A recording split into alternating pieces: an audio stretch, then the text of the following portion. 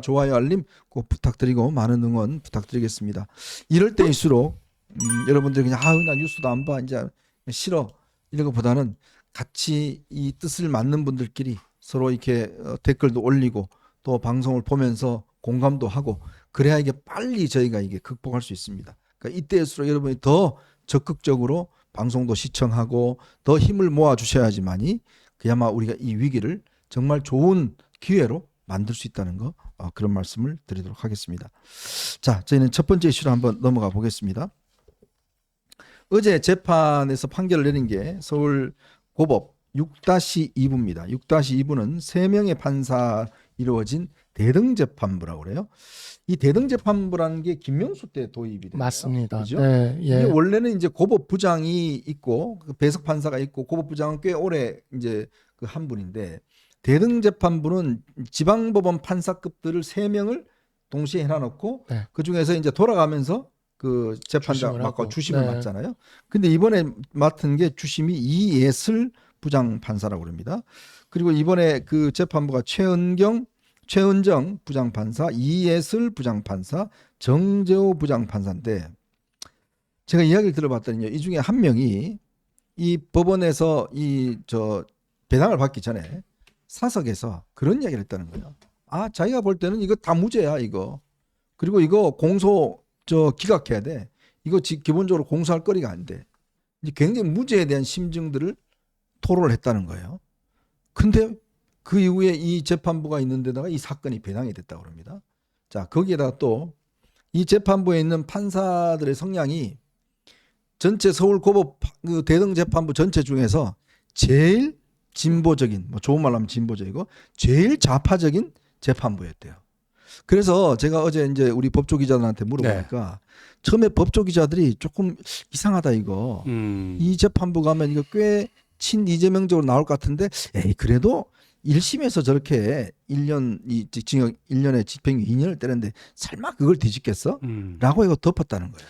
이제 돌이켜 보니까요. 처음에 이제 배당됐을 때 지금 우리 현정님 얘기해 준 것처럼 조금 왜 하필 이런 재판부에 그 돼 있지? 그리고 어떤 출신 지역을 가지고 논할 건 아니지만 어떤 특정 지역이 2명이나 있고 이런 얘기에 있어서 사람들이 좀 불안하다 그랬어요. 근데 언제부턴가 별로 이제 그런 얘기가 들어가게 된 게 굉장히 이게 집중 심리를 하겠다. 네. 그러니까 그 3월 며칠까지는 타 사건을 아예 맞지를 않겠다라고 그렇죠. 선언을 그랬죠. 했잖아요. 그 이것만 이재명 그러니까 633 원칙 1심 때 6개월 만에 끝내야 될 게 2년이 넘어서 나온 거 아닙니까? 사람들이 거기서 다 질린 거예요.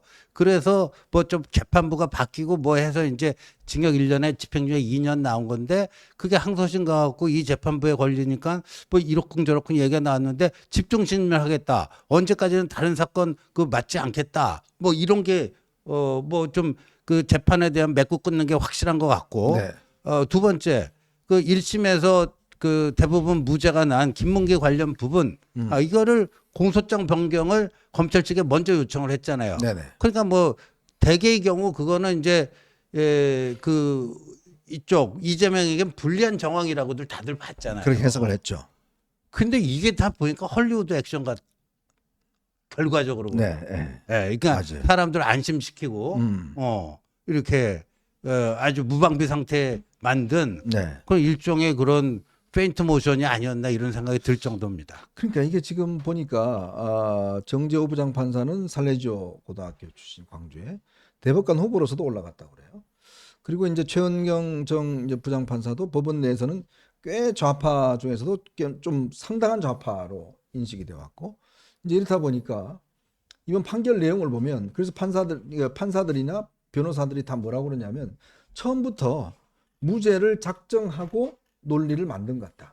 오늘 최재형 전 감사원장도 페이스북에 글을 올려서 아주 세세하게 판결을 분석했는데 많은 지금 이 전직 판사분 이런 분들이 이거는 무죄를 확정 지어놓고 쓰지 않고서는 도저히 쓸 수 없는 판결문이다. 이렇게 지금 평가를 하고 있더라고요. 그러니까 일반적으로 이제 법정 논리에서 이렇게 쭉 공식을 진행하다가 결론이 나오는 방식으로 그렇게 판결문이 쓰여지는 게 원칙인 건데 이런 식으로 결론을 정해놓고 나머지 이유를 짜맞추는 방식의 이런 판결들을 우리가 이제 소위 정치적 판결이라고 이야기를 하죠.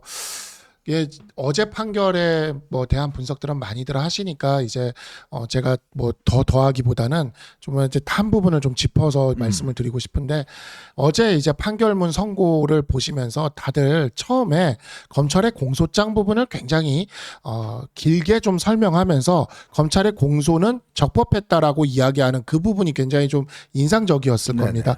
그 부분을 보면서 다들 유죄가 나오겠구나 이렇게 생각을 하다가 뒷부분에서 다 무죄가 나와서 깜짝 놀라는 이러한 모습이 있었죠. 사실 그 부분조차도 이재명 대표를 위해서 거의 완벽한 선물을 가져다 주는 듯한 판결이었기 때문에 그 부분을 그렇게 자세히 설명한 거예요. 왜냐하면 제가 이 판결 나오기 전날에 화요일에 그 TV조선의 뉴스트라다무스라는 프로그램에 제가 출연을 했었어요. 네네. 근데 그때 이제 그 장원준 국장님이 그 진행을 하시는데 네.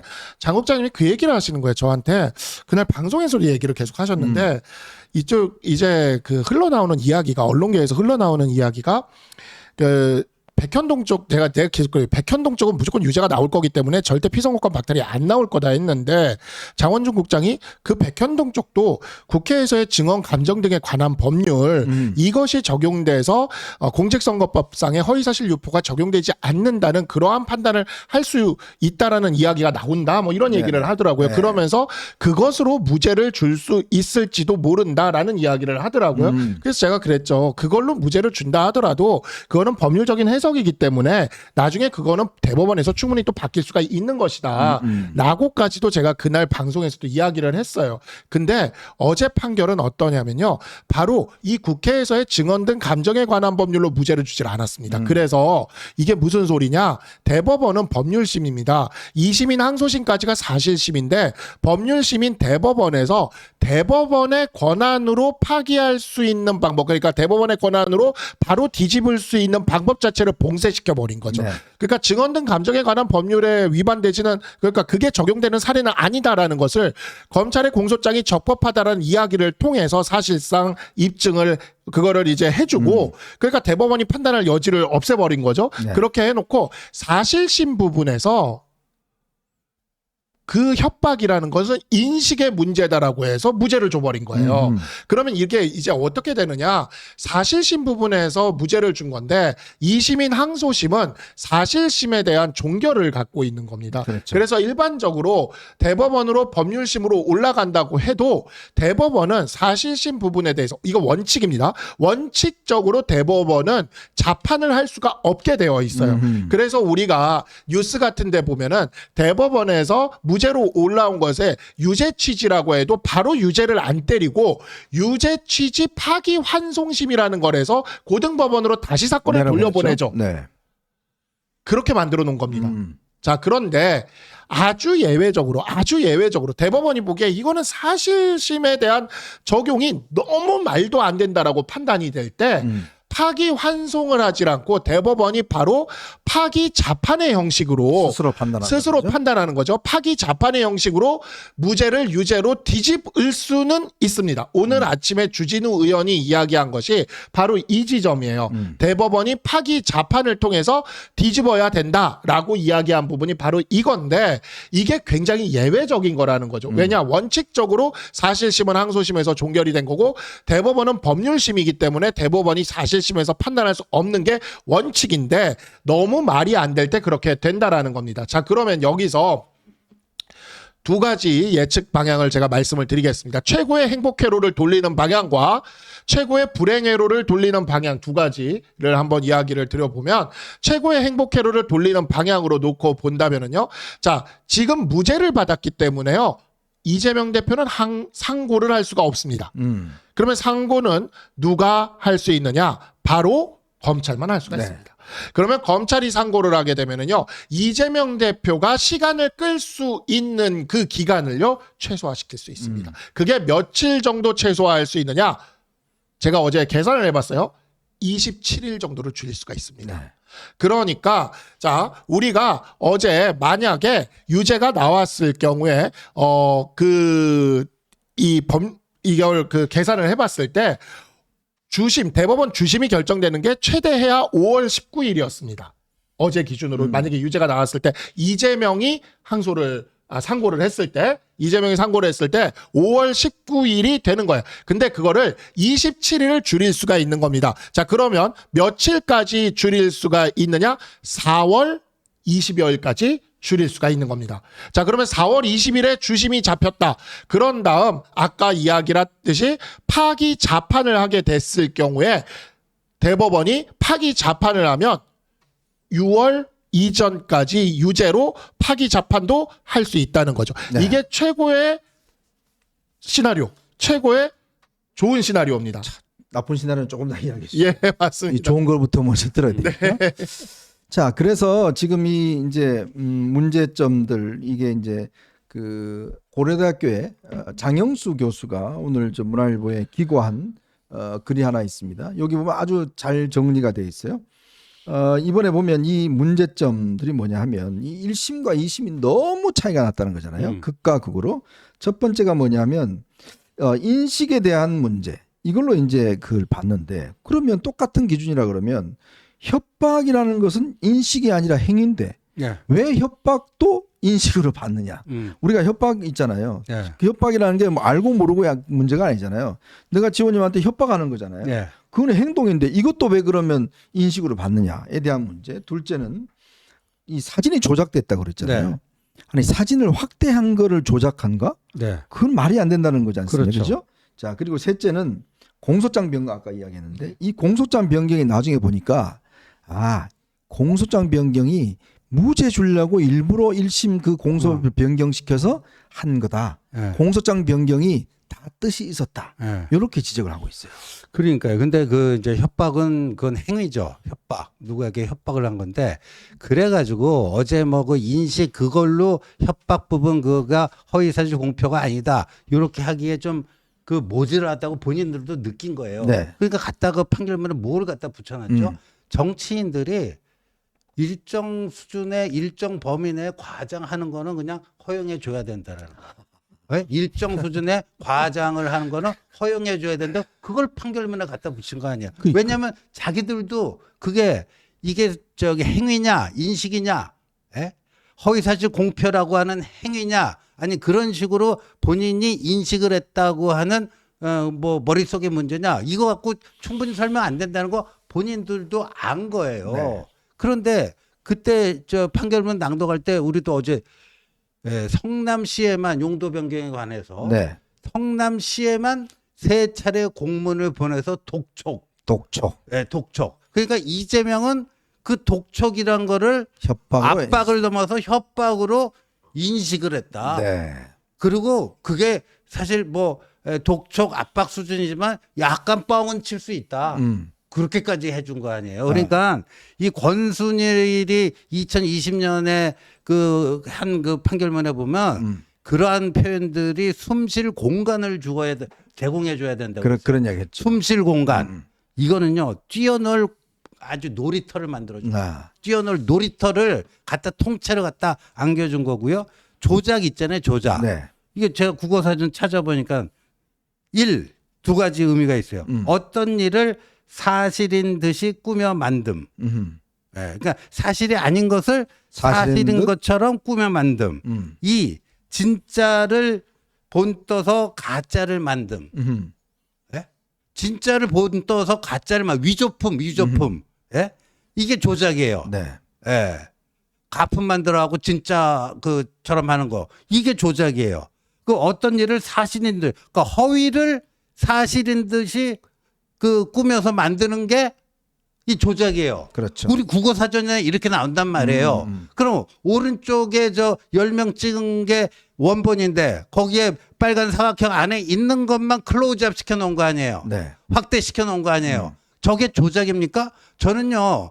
법률가가 아니라서 법리는 모르겠어요. 근데 우리 5천만 국민의 절대 다수가 공유하고 있는 이 언어에 대한 그 개념, 정의, 이거를 3명의 판사 이자들이 바꿔놓은 거예요. 국어사전 다시 써야 돼요. 이렇게 되면. 그러니까 앞으로 있잖아요. 여러분들 혹시 집에 관리비 안 내서 몇 번 오잖아요.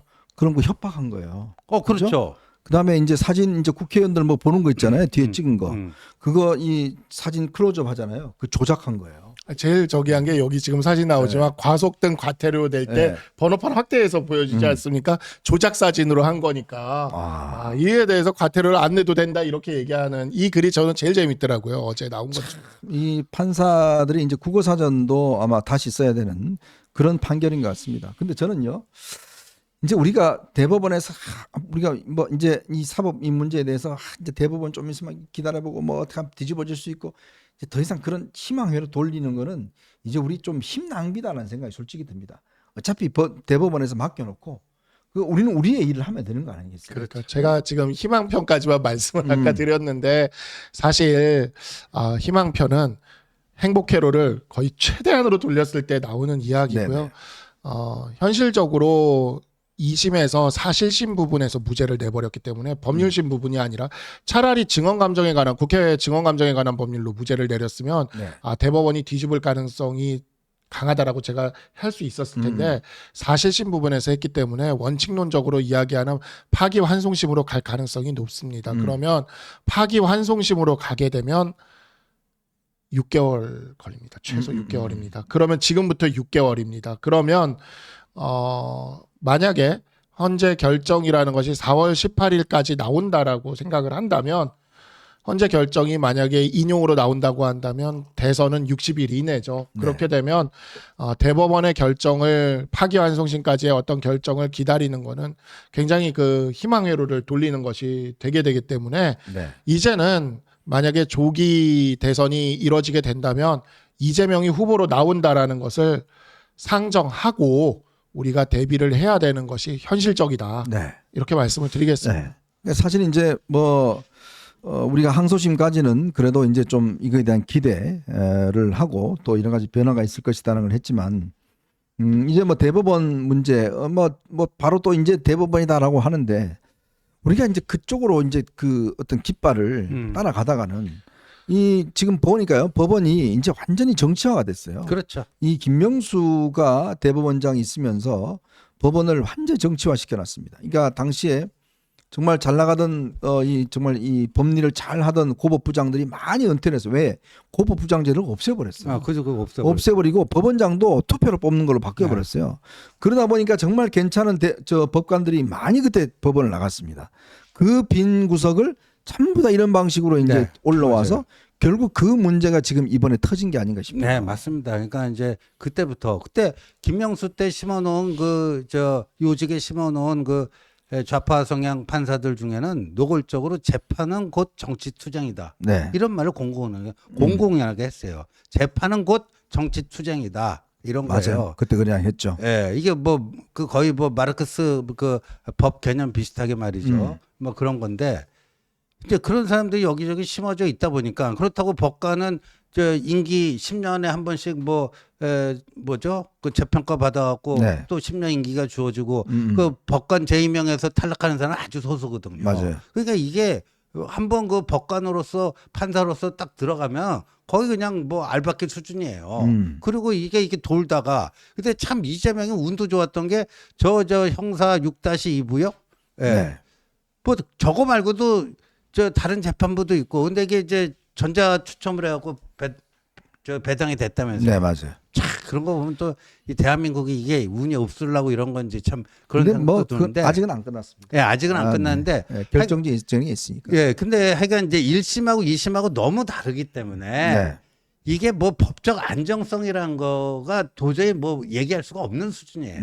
이게 어떤 같은 판사들끼리 1심하고 2심 완전히 180도 다른 거 아닙니까? 그러니까 이게 어떻게 된 거냐면 예전에는 사법시험 보고 사법연수원에서 어찌 보면 성적 순서대로 이렇게 가장 성적이 우수한 분들, 판사가 법 실력이 가장 뛰어난 분들이 판사가 됐어요. 그리고 이런 것들이 이제 임관 지역에 있어서도 성적이 뛰어날수록 서울중앙지법에서 이렇게 소위 말하는 경판으로 가는 것이고 그렇지 않으면 이제 성적이 좀 밀리면 향판으로 가는 것이고 이런 식으로 이제 그런 것들이 실력 순으로 이렇게 좀 되는 게 있었습니다. 그랬는데 이제 이 부분을 법조 일원화라는 걸 하게 된다고 하면서 경력이 몇 년 이상이어야지만은 판사가 될 수 있도록 한 거예요.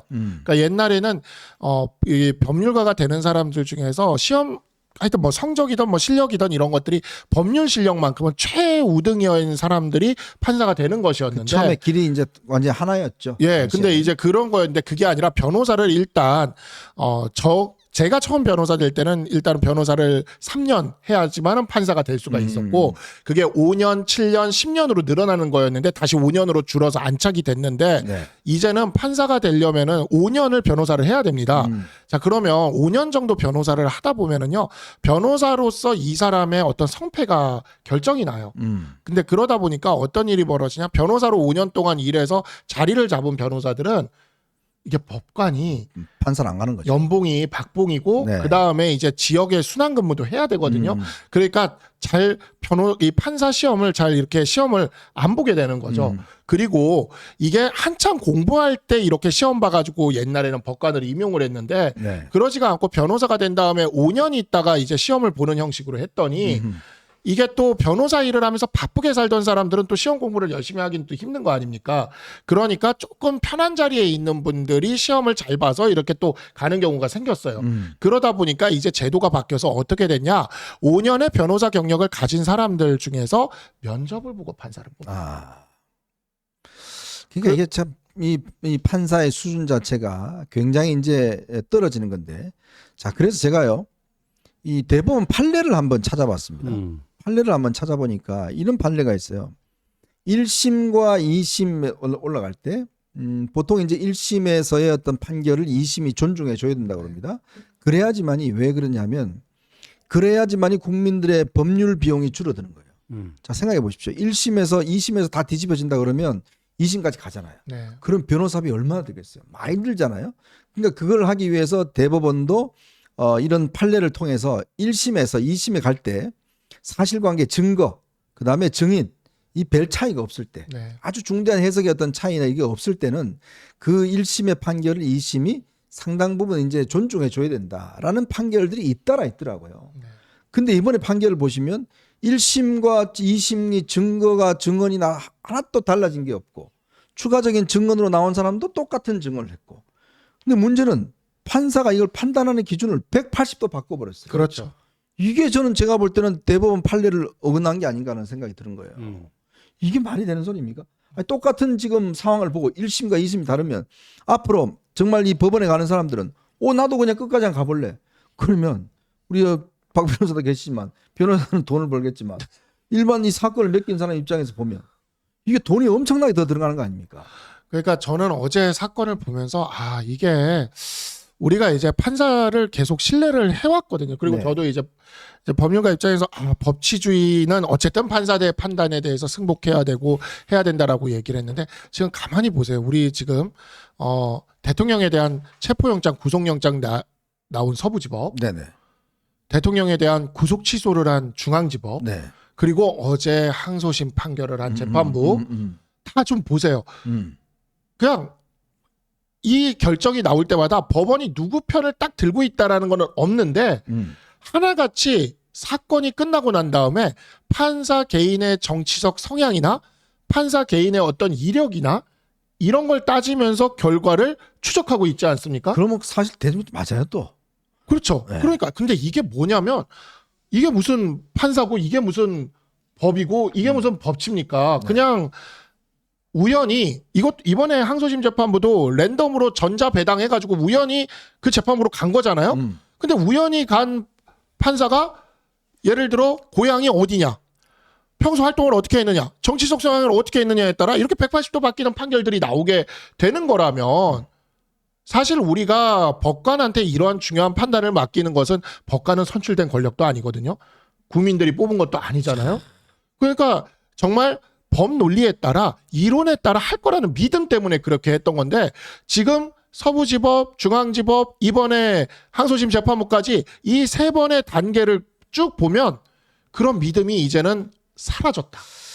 참 이제 법원이 이제 더 이상 신뢰받는 조직이 아닌 것 같습니다. 아니에요. 자, 그러니까 제가 말씀드린 건 자, 이제부터는 이제 우리가 법원에 대한 미련을 좀 버리고 네. 이제 정말 우리의 실력으로 뭔가 만들어 나가야 된다. 자, 그래서 그 두 번째 주제로 그 이야기를 좀 해보도록 하겠습니다. 여러분 보시면서 구독과 좋아요, 알림 그리고 이때일수록 더 많은 응원을 보내주셨으면 감사의 말씀드리겠습니다.